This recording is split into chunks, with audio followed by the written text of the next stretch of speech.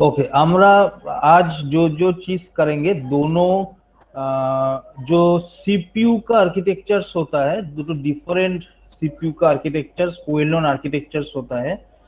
एक होता है RISC और एक होता है CISC। ये दोनों के बारे में आज हम देखेंगे।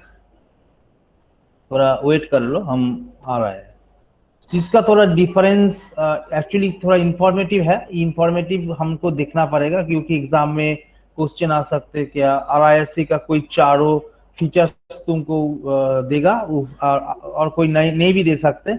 देने के बाद बोलेगा इसमें से कौन सा RISC का है, कौन सा CISC का है। और जो डिस्क्रिप्टिव जब क्वेश्चन आएगा तो इस तरीके से हो सकता है तुमको पूछेगा क्या RISC और CISC का जो दोनों आर्किटेक्चर है सीपीयू का, वो दोनों में डिफरेंस क्या है, ये हो सकता है। That means total informative part है। सो RISC जो दिख रहा है यहाँ पे बोल रहा है कि रिड्यूस्ड इंस्ट्रक्शन सेट कंप्यूटर। जो पर्टिकुलर सीपीयू ये RISC को यूज करते, वहां पे जो इंस्ट्रक्शन सेट रहता है वो थोड़ा कम रहता है। That means it's called the reduced instruction set computer.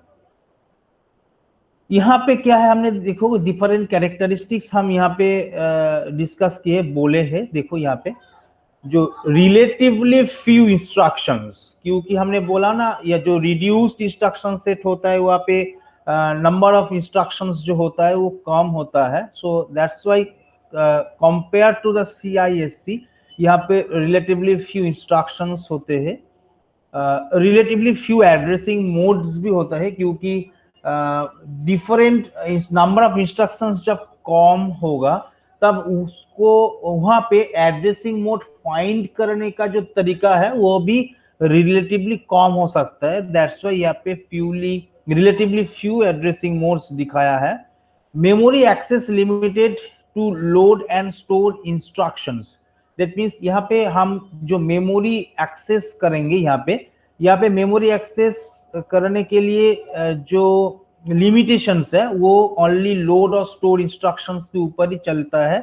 और जो रिमेनिंग पार्ट्स होता है, वो रिमेनिंग जो कैलकुलेशंस, वो सब कुछ सीपीयू का रजिस्टर्स के अंदर ही होता है। ये इसीलिए ये फोर्थ वाला पॉइंट हमने बोला है, all operations done with in the registers of the CPU.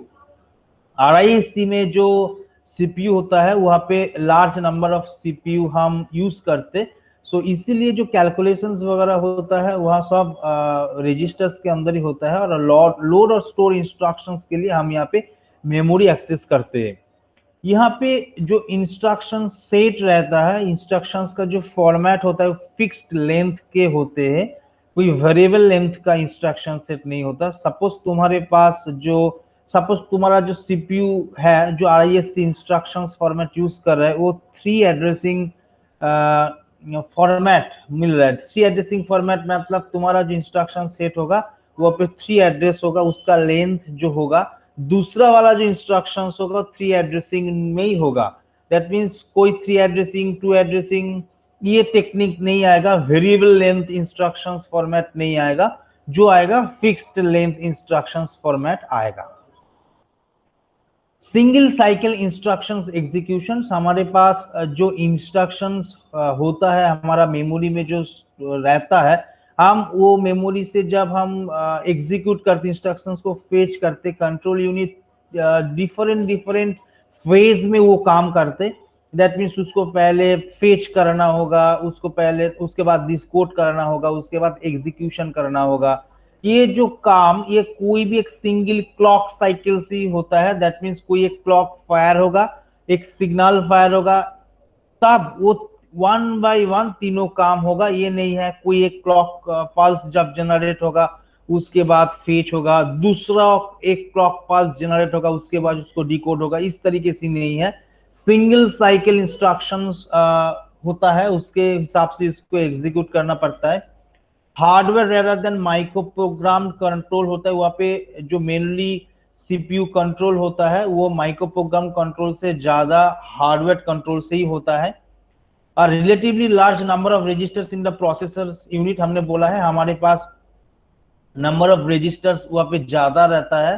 वैसे ही मेरा जो ऑपरेशंस है ऑपरेशंस चलता है, क्योंकि मेमोरी का जो एक्सेस है वो थोड़ा लिमिटेड है, ओनली स्टोर और लोड के ऊपर ही डिपेंड करता है। यहाँ पे use of overlap registers window to speed up the procedures call and return. That means यहाँ पे जो लाइन दिख रहा है यहाँ पे ओवरलैप रजिस्टर्स विंडो मतलब क्या, जब कोई इंस्ट्रक्शंस फेच होता है उसके हिसाब से जो जो ऑपरेंड्स लगते हैं, ऑपरेंड्स को देख के पहले कंट्रोल यूनिट एक रजिस्टर्स विंडो जनरेट करते हैं। रजिस्टर्स विंडो मतलब कौन सा रजिस्टर्स को हम इस इंस्ट्रक्शंस के लिए यूज करेंगे, उसके लिए एक लिस्टिंग उसके पास रहते हैं, उसका रेफरेंस उसके पास रहता है, उसके हिसाब से वो पर्टिकुलर रजिस्टर्स को ओपन करते हैं। ये भी हो सकता है कभी कभी वो कोई भी एक रजिस्टर्स को वो लोकेट किया और वो पर्टिकुलर रजिस्टर दूसरा कोई इंस्ट्रक्शंस को अभी एग्जीक्यूट कर रहा है, दैट मींस वो पर्टिकुलर रजिस्टर्स जो है वो शेयरेबल मोड में रहते हैं। दैट्स व्हाई ये पर्टिकुलर रजिस्टर्स जो विंडो हम बोलते हैं उसको ओवरलैप रजिस्टर्स विंडो बोलते हैं। ये पर्टिकुलर चीज आरआईएससी जो इंस्ट्रक्शन सेट होता है वहां पे चलता है।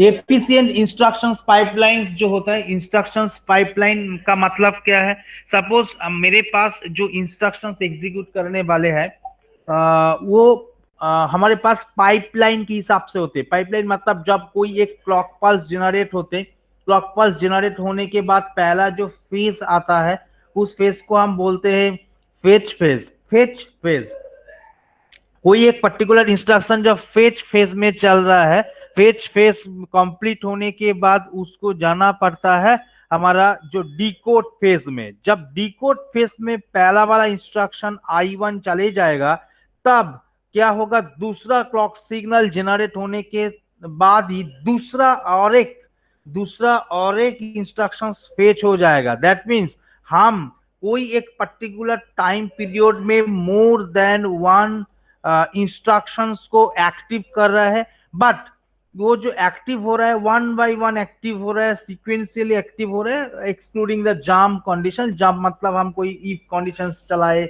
इसके लिए जंप होता है। सो वो छोड़ के हम जब नॉर्मली सोचेंगे ये one by one instructions execute होता है, बट ये बात नहीं है। एक एग्जीक्यूशन, एक पर्टिकुलर इंस्ट्रक्शन एग्जीक्यूट होने के बाद दूसरा वाला इंस्ट्रक्शंस का फेच करने का, डिकोड करने का तरीका स्टार्टिंग होता है, ये नहीं है। जब कोई एक इंस्ट्रक्शंस एग्जीक्यूट होता है तब दूसरा वाला कोई इंस्ट्रक्शंस अब तक फेच डिकोड हो गया, तीसरा वाला इंस्ट्रक्शंस फेच हो गया। दैट मींस हम लोगों ने एक पाइपलाइन क्रिएट हो रहा है। इसके लिए मेरा जो सीपीयू है वो सीपीयू कभी आइडियल सिचुएशंस में नहीं रहेगा। ऑलवेज इसका जो थ्रूपुट है, उसका जो एक्टिविटी है, ये एक्टिविटी ज्यादा बढ़ जाएगा। दैट्स व्हाई ये पाइपलाइन का कॉन्सेप्ट है। पाइपलाइन का कॉन्सेप्ट मेरा जो आरआईएससी कंप्यूटर सेट्स है वो यूज करते हैं। मेरा जो compiler support for efficient transactions of high level language program into machine level language program. That means हमारे पास जो आरआईएससी इंस्ट्रक्शन सेट है, ये आरआईएससी इंस्ट्रक्शन सेट में मेरा जो कंप्यूटर्स में हम लोग जो प्रोग्राम करते, हमारे पास प्रोग्राम्स हाई लेवल लैंग्वेज में होता है। उसके बाद उसको कन्वर्ट करने में हमारे पास कोई कंपाइलर्स का जरूरत होता है, जो कंपाइलर्स हाई लेवल लैंग्वेज से हमको मशीन लेवल लैंग्वेज में कन्वर्ट करते। सो ये हाई लेवल लैंग्वेज से मशीन लेवल लैंग्वेज को कन्वर्ट करने के लिए जो कंपाइलर्स होते हैं वो कंपाइलर्स मेरा आरआईएससी में सपोर्ट करते हैं। सो मेरा जो रिड्यूस इंस्ट्रक्शन सेट है, रिड्यूस इंस्ट्रक्शन सेट में हमारे जो सीपीयू होता है, सीपीयू में ये फीचर्स रहता है। दूसरी बात चले जाते हैं, सपोज कॉम्प्लेक्स इंस्ट्रक्शंस जो सेट होता है सीआईएससी का, उसका कोई कैरेक्टरिस्टिक्स होता है। यहाँ पे लार्ज नंबर्स ऑफ इंस्ट्रक्शंस होता है, typically from 100 to 250 instructions, different types of instructions, not the different instructions. Actually क्या है, हमारे पास कोई बहुत बड़ा प्रोग्राम्स आएगा तो उसके लिए नंबर ऑफ इंस्ट्रक्शंस बढ़ जाएगा, बट इसका जो डिफरेंट टाइप्स होता है, डिफरेंट टाइप्स कोई मिली जुली करके सेम ही तरीके से होता है, सेम ही होता है। इस बात यहाँ पे जो सीआईएससी का फॉर्मेट है, सीआईएससी में जो कंप्यूटर इंस्ट्रक्शंस होता है वहां पे मेरा 100 to 250 different types of instructions रहते हैं। some instructions that perform specialized task and are infrequently, কিছু कुछ कुछ जो इंस्ट्रक्शंस होता है वो इंस्ट्रक्शंस कुछ स्पेसिफिक टास्क के लिए यूज होता है, और यहाँ पे वो जो टास्क होता है वो टास्क जब हम चलाएंगे, जब हम एग्जीक्यूट करेंगे तभी वो पर्टिकुलर इंस्ट्रक्शंस एग्जीक्यूट होता है। इसलिए हमने बोला है वो पर्टिकुलर इंस्ट्रक्शंस इनफ्रीक्वेंटली यूज होता है, क्योंकि जनरल जो इंस्ट्रक्शंस होता है, जनरल इंस्ट्रक्शंस बहुत बार लार्ज नंबर्स ऑफ टाइम्स में एग्जीक्यूट होता है। A large variety of addressing modes होता है यहाँ पे typically 5 to 20 different addressing modes हम दिखाया हमने।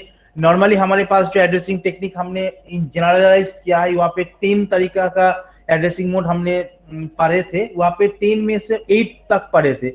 8 मतलब 8 पॉपुलर जो एड्रेसिंग मोड था वो उसके बारे में हमने देखा था। उसके छोड़ के भी हमने बोला था और different types of addressing mode होते हैं, उसका डिफरेंट टेक्निक्स होता है। और जो डिफरेंट टेक्निक्स होता है वो डिफरेंट टेक्निक्स यहाँ पे जो CISC इंस्ट्रक्शन सेट है, इंस्ट्रक्शन सेट में वो यूज होता है कोई इफेक्टिव एड्रेस को काउंट करने में।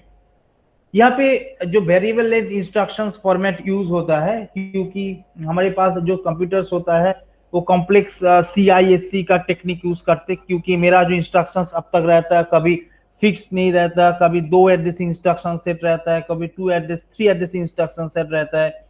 हम किस टाइप ऑफ मेमोरी को यूज कर रहे हैं उसके ऊपर डिपेंड करता है। हम यूज कर सकते हैं कोई स्टैक वाला पार्ट यूज कर रहे हैं तो यहाँ पे 0 एड्रेस इंस्ट्रक्शन चलेगा, बट स्टैक वाला मेमोरी इंस्ट्रक्शन जब यूज कर रहे हैं उसका थोड़ा लिमिटेशंस रहता है, क्योंकि वहां पे हम बहुत सारे इंस्ट्रक्शंस नहीं एग्जीक्यूट कर पाते, उसका कुछ लिमिटेशंस रहते हैं। इसलिए हमारे जो नॉर्मल कंप्यूटर्स रहते हैं उसमें रजिस्टर्स इंस्ट्रक्शंस चलता है, बहुत बड़ा रजिस्टर्स के इंस्ट्रक्शंस रहते हैं। बट वहां पे भी ये हो सकता है डिफरेंट इंस्ट्रक्शंस जो टाइप होता है, वहां पे जो फॉर्मेट्स होता है वो formats different, that means different variable length का इंस्ट्रक्शंस फॉर्मेट हो सकता है। Instructions that manipulate operands in memory, यहाँ पे जो मैनिपुलेशंस होता है हमारे मेनली जो ऑपरेंड्स जो रहता है, कोई इंस्ट्रक्शंस को जो एग्जीक्यूट करने वाले जिसके ऊपर ऑपरेशंस काम करेगा, जो ऑपरेंड्स रहता है वो ऑपरेंड्स ज्यादा से ज्यादा मेमोरी में रहता है, उसके कैलकुलेशन होने के बाद और मेमोरी में स्टोर हो जाता। हम रजिस्टर्स का यूज थोड़ा कम कर लेते यहाँ पे।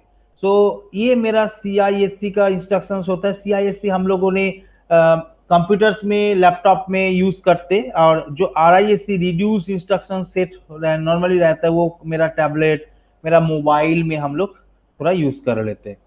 सो ये एक्चुअली बेसिक डिफरेंस है, थोड़ा इंफॉर्मेटिव इंफॉर्मेशन है, तो समझ पा रहा है हम टर्म से ही इसको समझ पा रहे हैं। जो कॉम्प्लेक्स इंस्ट्रक्शन सेट होता है, थोड़ा हमारा जो कंप्यूटर्स, PC, लैपटॉप रहते हैं वहाँ पे थोड़ा कॉम्प्लेक्स इंस्ट्रक्शन सेट ही चलता है, बट थोड़ा जो सिंपल इंस्ट्रक्शन सेट मेरा टैबलेट में और मेरा जो फोन होता है उसमें ये चलता है। सो ये दोनों डिफरेंट टाइप्स ऑफ प्रोसेसर्स का जो इंटरनल जो कैरेक्टरिस्टिक्स है उसके बारे में हमने बोला है। सो बोलो जो और कुछ यहाँ पे कुछ जानना चाहते हो तो तुम्हारे पास जो एग्जाम में क्वेश्चन आएगा, कोई चारों में से कोई तीनों दे देगा RISC का और एक CISC का दे देगा, बोलेगा क्या इसमें से CISC का कौन सा एट्रीब्यूट्स है। सपोज तुमको बोल सकते हैं क्या, use the overlap registers window to speed up the procedures called and return. That means हम बोल सकते हैं ओवरलैप रजिस्टर्स विंडो कौन सा CPU आर्किटेक्चर्स में यूज होता है, RISC, CISC, स्पेशल, जनरल, इस तरीके की बोलेगा तो तुमको लिखना होगा ये RISC हो सकता है। सो RISC में ये नॉर्मली होता है, यहाँ पे हम शेयरेबल चीज कर सकते हैं क्योंकि उसमें थोड़ा स्पीड अप भी होता है। सो ये मेरा दो जो कंप्यूटर आर्किटेक्चर्स का पार्ट है वो हमने यहाँ पे कवर कर दिया।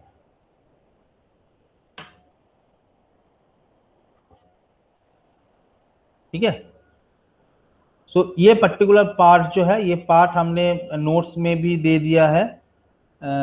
ये पार्ट अच्छी तरह से पढ़ना। जो डिफरेंस है, डिफरेंस मतलब पॉइंट जो है, ये पॉइंट को ठीक तरह से याद रखना क्योंकि ये पॉइंट के हिसाब से थोड़ा थोड़ा क्वेश्चन आ जाएगा। और डिस्क्रिप्टिव में इसका तो डिफरेंस पूछेगा, ये खूब पॉपुलर क्वेश्चन है, differentiate CISC and RISC architecture. So इसके बाद तुम 3 और 4 पॉइंट्स अच्छी तरह से लिख सकते हो। बहुत इजी पॉइंट्स है, कोई एक रिड्यूस वाला कम वाला इंस्ट्रक्शंस यूज करते, कोई ज्यादा वाले इंस्ट्रक्शंस यूज करते। नंबर ऑफ इंस्ट्रक्शंस फॉर्मेट कम होता है, नंबर ऑफ इंस्ट्रक्शंस फॉर्मेट ज्यादा होता है।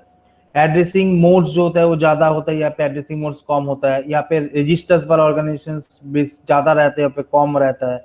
यहाँ पे ओवरलैपिंग विंडोज का टेक्निक यूज होता है, यहाँ पे ओवरलैपिंग टेक्निक्स का विंडोज का टेक्निक यूज नहीं होता। इस तरीके से बहुत सारा पॉइंट्स तुम यहाँ पे निकल पाओगे। ठीक है, सो ये करना। सो मेरा जो यूनिट 2 है, यूनिट 2 का पर्टिकुलर प्रॉब्लम्स कवर हो गया। उसमें अब अगेन हम बोल रहे हैं जो लॉजिकल सेक्शंस है, लॉजिकल सेक्शंस ज्यादा इंपॉर्टेंट है, उसको अच्छी तरह से पढ़ना, डिफरेंट डिफरेंट प्रॉब्लम्स को सॉल्व करना। और जो नॉर्मली इंफॉर्मेटिव पार्ट्स है, इंफॉर्मेटिव पार्ट्स में डिफरेंट डिफरेंट जो इंस्ट्रक्शंस होता है उसका नाम क्या है, ये पढ़ना। और CISC RISC इंफ्रास्ट्रक्चर को अच्छी तरह से देखना। तो ये मेरा दूसरा वाला है पार्ट। ALU डिजाइन को अच्छी तरह से देखना, कैसे ALU को डिजाइन करते, इसके लिए कौन सा चीज रहता है, रिक्वायरमेंट है, कितना सिलेक्शन लाइन रहता है, कितना इनपुट रहता है, उसके हिसाब से छोटा छोटा क्वेश्चन जो है क्वेश्चन पूछा जाएगा। ठीक है। सो अजित, तुमने एग्जाम कंप्लीट कर दिया ना? अजित तुमने सबमिट कर दिया, एक बार देख लेते हैं।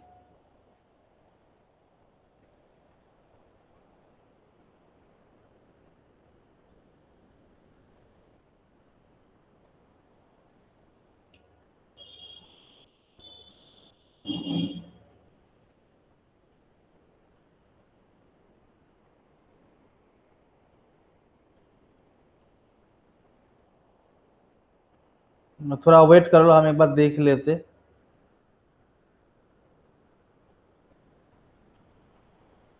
अच्छी तरह से तुम्हारा जो